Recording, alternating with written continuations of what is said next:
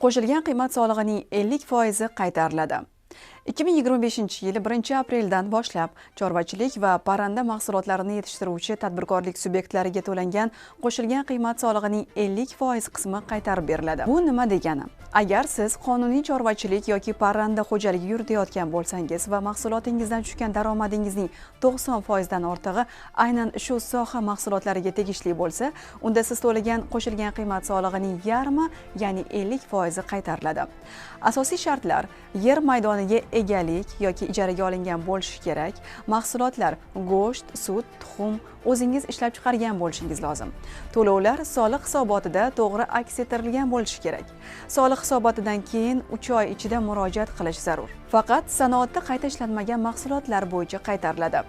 Ariza berish avtomatlashtirilgan dastur orqali amalga oshiriladi va soliq organi xulosasidan so'ng 1 ish kuni ichida pul bank hisobingizga tushiriladi.